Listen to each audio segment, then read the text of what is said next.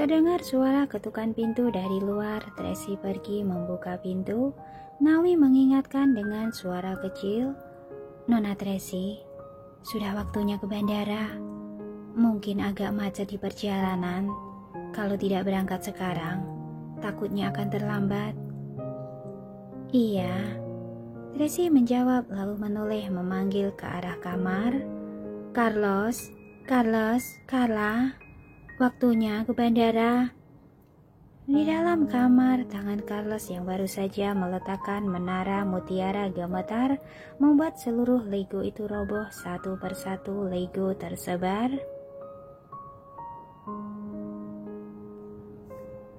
Carlos yang sedang memasang chip di dalam tubuh pesawat yang baru ditemukannya menghentikan aksinya. Carla yang sedang mengganti baju boneka Barbie juga tercengang. Ketiga anak memandang Daniel secara serempak. Daniel melihat ke bawah, keningnya berkerut. Ia selalu berharap waktu dapat berjalan lebih lambat, tetapi pada akhirnya pun tiba. Entah selambat apapun, mereka tetap harus berpisah. "Papi!" Carla berjalan masuk ke dalam pelukan Daniel, memeluk lehernya dengan erat dan menangis keras. "Aku tidak ingin berpisah dengan papi." "Bodoh, 2 bulan lagi papi akan ke sana menjemputmu."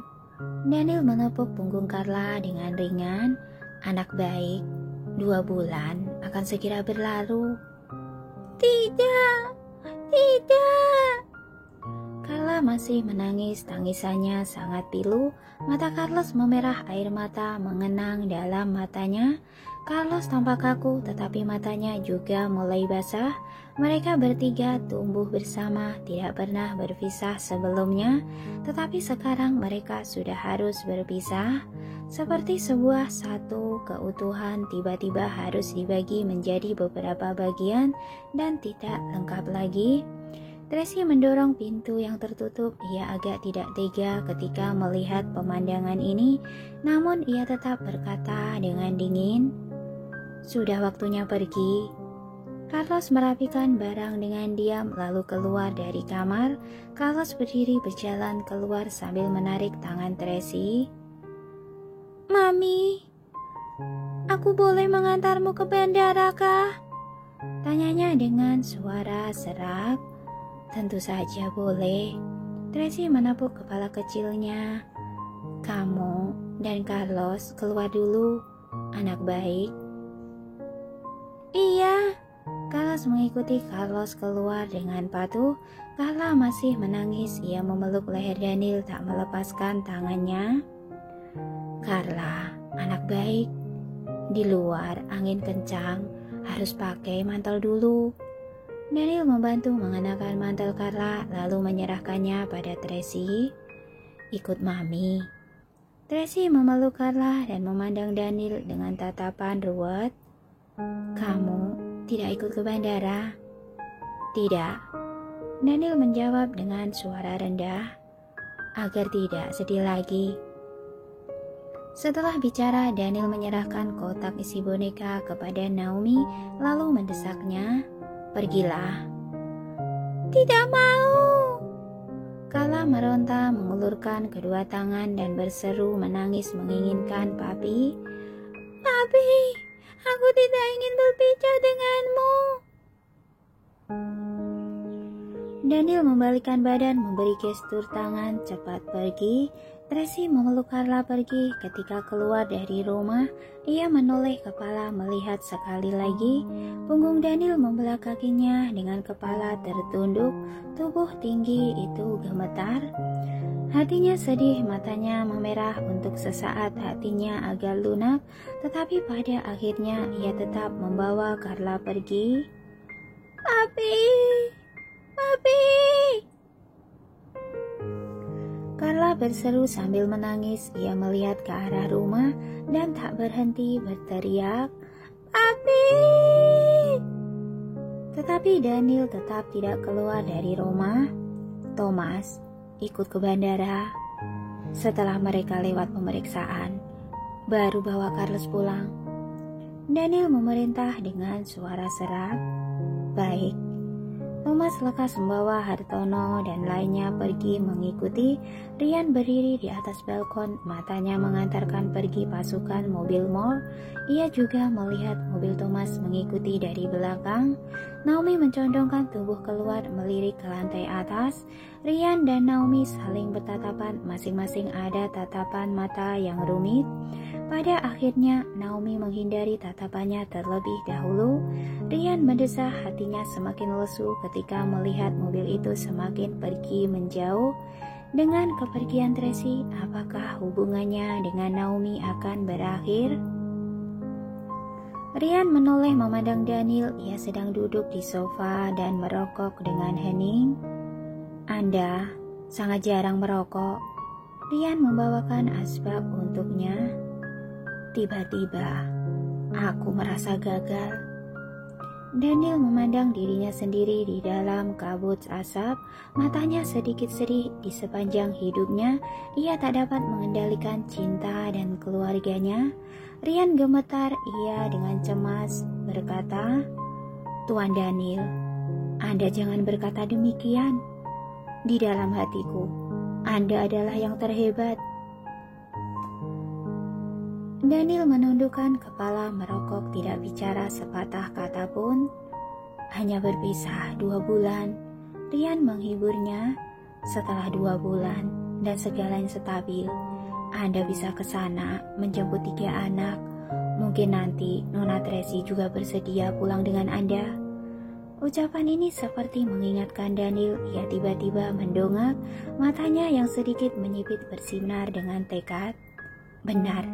Masih ada harapan. Sekalipun lelah hingga ambruk, sekalipun harus menyerahkan segalanya, ia tetap harus menjemput kembali wanita dan anaknya. Mobil perlahan menuju ke arah bandara. Setelah bujukan sepanjang perjalanan, Tracy tetap tak berhasil menenangkan Carla. Carla, setelah kamu sembuh, Papi akan datang menjemputmu. Jangan menangis ya, anak baik. Ia berulang kali mengatakan kalimat ini. Selain kalimat ini, ia tak tahu harus berkata apa. Kemudian ucapan Carlos membuat Carla berhenti menangis.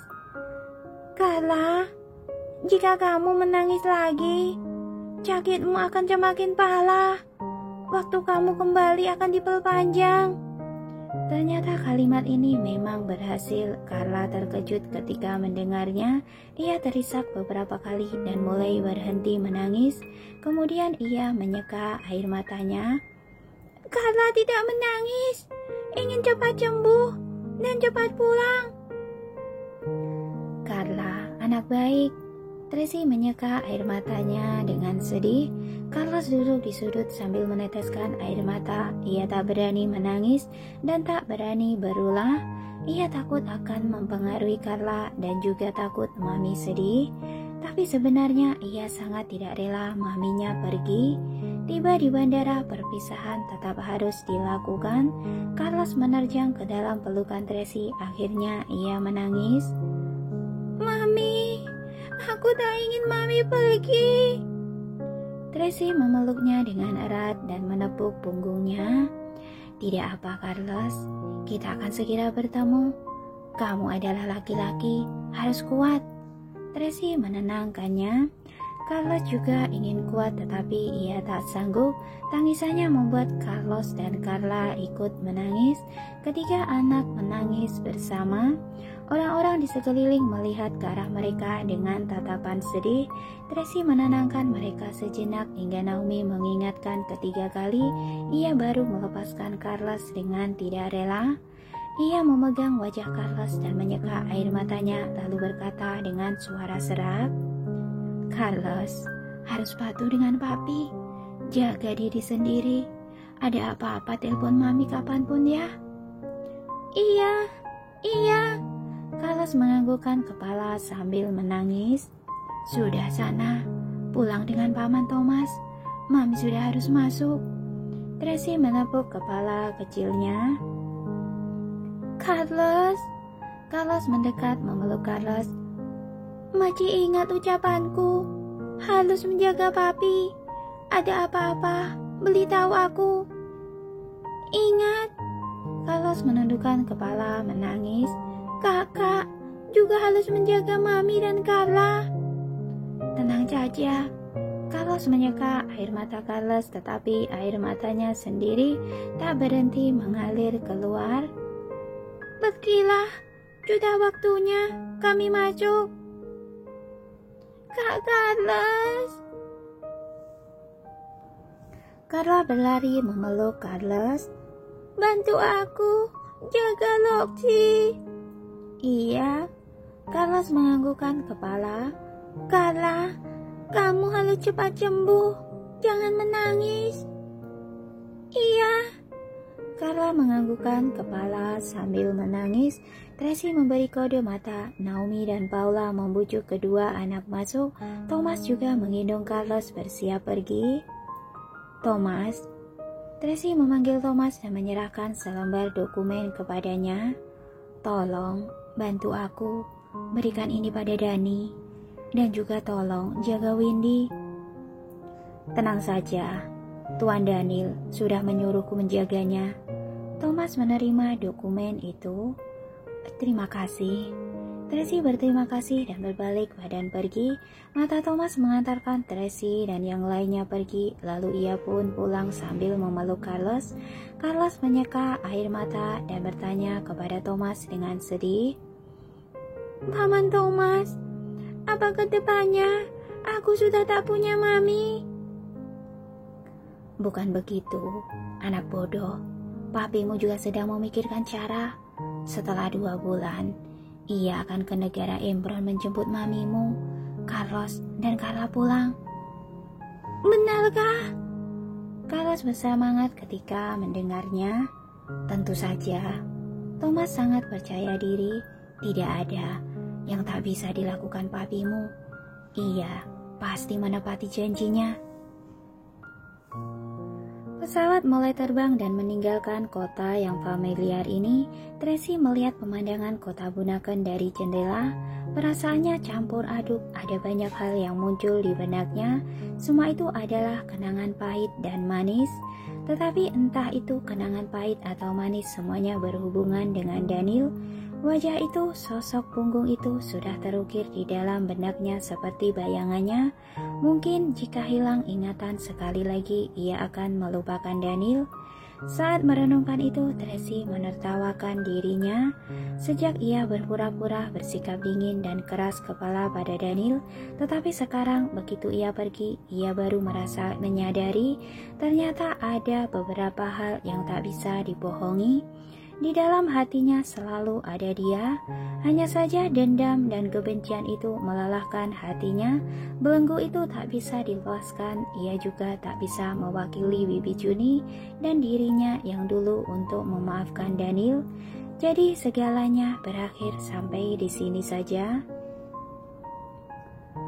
Daniel berdiri di bandara dengan kepala terangkat. Ia memandang pesawat yang terbang menjauh. Tatapannya sangat rumit, sudah bilang tidak datang, tetapi pada akhirnya ia tetaplah kemari, tidak menunjukkan wajah, hanya bersembunyi di sudut dan mengantarkan mereka pergi dengan diam-diam. Ketika melihat pesawat keluarga Moore menghilang dari pandangannya, hati Daniel tampak telah jatuh ke jurang maut. Pada akhirnya Tracy pergi, sungguh telah pergi, tanpa keraguan dan penuh tekad. Papi!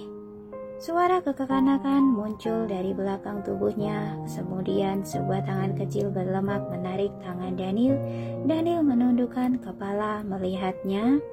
Carlos menunggak melihatnya dan menatap dengan penuh penantian. Paman Thomas bilang, Papi akan menjemput Mami kembali. Apa benar? Iya. Walaupun Daniel menjawab demikian, tetapi sebenarnya di dalam hatinya tidak ada keyakinan. Ia tahu jelas Tracy yang sekarang sudah bersikeras, entah apapun yang ia lakukan, tetap tak bisa menggoyahkan hatinya. Apa Papi mencintai Mami? Tanya Carlos lagi. Iya, Daniel menjawab tanpa ragu. Ingin bersama Mami? Tanya Carlos lagi. Tentu saja. Dalam benak Daniel terbayang pemandangan 5 orang tinggal bersama. Ini adalah kehidupan impiannya. Baiklah kalau begitu. Carlos menganggukkan kepala dengan sukacita lalu membuat janji dengan jari Daniel. Papi, aku beritahu Papi jatuhlah hadiah. Apa itu? Daniel berjongkok dan mendekatkan telinganya. Carlos berbisik di samping telinganya. Aku dan Kak Carlos sudah sepakat. Kami ingin bekerja sama membantu Papi mengejar Mami kembali. Dengan adanya bantuan dari kami berdua, pasti berhasil. Setelah Carla sembuh, ia juga akan ikut bergabung. Ini adalah tahap ketiga dari rencana menjemput Mami kembali. Daniel agak tersentuh. Ia membelai kepala Carlos dan berkata dengan lembut, "Terima kasih, Carlos." Juga harus berterima kasih pada Kak Carlos dan Carla. Carlos menatapnya dengan serius. Iya, terima kasih, Carlos dan Carla. Daniel mencubit hidungnya dengan lembut. Tapi pernah mengajari kami bahwa melakukan sesuatu dengan keyakinan teguh, tidak mundur, tidak takut bahaya, dan maju dengan berani. Jadi, Papi juga harus berjuang ya. Carlos mengepalkan tangan kecil untuk menyemangati Daniel. Baik, Papi pasti akan mendapatkan Mami kembali. Dalam sekejap, Daniel penuh percaya diri. Ia memeluk Carlos dan mengangkatnya ke atas kepalanya. 2 bulan lagi, kita bersama-sama ke negara Embron menjemput Mami, Carlos dan Carla. Ucapnya dengan penuh percaya diri. Iya, bagus sekali. Carlos mengangkat kedua tangannya berseru dengan gembira. Saat melihat Carlos bahagia seperti itu, Daniel juga menunjukkan senyuman yang tak pernah terlihat sebelumnya. Ia menggendong Carlos hendak pergi, hanya saja baru jalan beberapa langkah, tiba-tiba kepalanya terasa pusing dan pandangannya buram. Ia menghentikan langkah dengan spontan dan menggunakan tangan bersandar pada dinding. Papi kenapa? Carlos tidak menyadari keanehan Daniel. Apa Anda melihat orang mencurigakan? Thomas mengira Daniel menyadari ada bahaya di sekeliling, makanya bersikap waspada. Tuan Daniel, apa Anda sakit? Hanya Rian yang menyadari keanehan Daniel. Tidak apa. Daniel dengan cepat mengendalikan situasinya dan menggendong Carlos berjalan ke depan. Di saat ini walaupun gejalanya telah mereda tetapi pandangannya tetap buram. Ia berjalan ke depan berdasarkan intuisi yang tajam. Setelah berjalan beberapa saat, pandangannya mulai kembali normal. Ia menyipitkan mata dan memandang matahari terbenam di langit. Kali ini ia menyadari ada masalah dengan tubuhnya. Tuan Daniel, mobil sudah tiba. Rian mengingatkan. Carlos, kamu pulang dulu. Ada yang Papi urus. Daniel meletakkan Carlos di dalam mobil dan berpesan kepada Thomas, kamu antar Carlos pulang. Baik. Thomas naik mobil. Papi, kapan Papi pulang? Carlos agak merasa tak aman. Carlos dan Carla telah pergi. Ia sendirian di rumah, benar-benar sangat kesepian. Sekarang papinya juga tak pulang ke rumah. Ia agak merasa takut. Malam ini pulang. Daniel mengelus wajahnya. Anak baik, jika kamu bosan, minta Kak Hartono menemanimu berlatih bela diri. Iya. Carlos menganggukkan kepala dengan patuh. Daniel membuat gestur tangan. Hartono menyetir mobil pergi. Tuan Daniel, apa Anda sakit? Rian mengamati mimik wajah Daniel. Kalian semua, kembalilah. Daniel menyuruh semua orang kembali, hanya menyisakan Rian. Telepon Lily, minta dia periksa tubuhku secara keseluruhan. Perintah Daniel dengan suara rendah. Baik. Rian lekas memberi tahu Lily. Kedua orang naik mobil langsung menuju rumah sakit kasih tempat Lily berada. Sepanjang jalan, Rian merasa gelisah. Sebelumnya ia juga menyadari ada yang aneh dengan Daniel. Ia meminta Daniel untuk melakukan pemeriksaan, tetapi ia bilang ilmu medis Lily terbatas. Jika itu adalah penyakit yang tak dapat disembuhkan, maka sulit memeriksanya. Seperti insiden Tracy keracunan waktu itu, Lily sama sekali tidak mengetahuinya, jadi terus tertunda hingga sekarang. Tetapi sekarang ia yang meminta Lily melakukan pemeriksaan seluruh tubuh dan menyuruh semua orang pergi. Tampaknya ini benar-benar masalah besar. Dengan cepat tuan dan bawahan itu tiba di rumah sakit kasih. Lily sedang menunggu di depan pintu. Ketika melihat mereka tiba, ia buru-buru menyambutnya.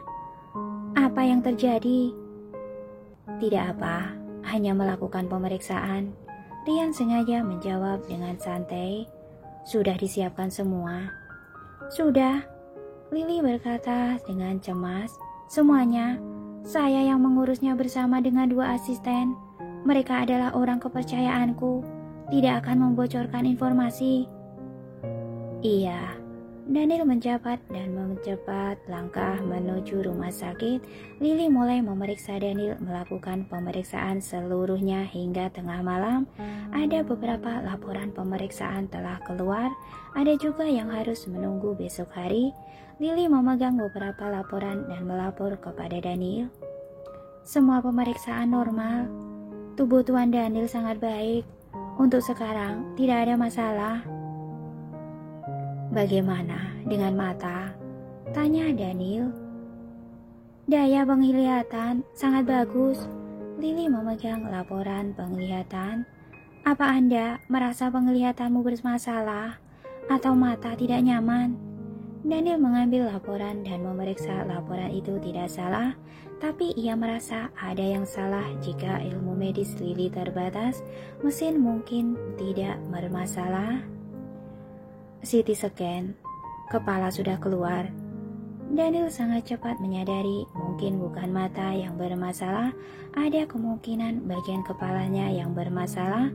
Menekan saraf jadi mempengaruhi daya penglihatannya. Itu harus menunggu besok, baru bisa keluar hasilnya. Lily lanjut berkata, jika buru-buru, saya akan menelpon meminta mereka kembali untuk lembur. Tidak perlu. Daniel meletakkan hasil laporan pemeriksaan. Jangan sampai siapapun tahu tentang hal ini.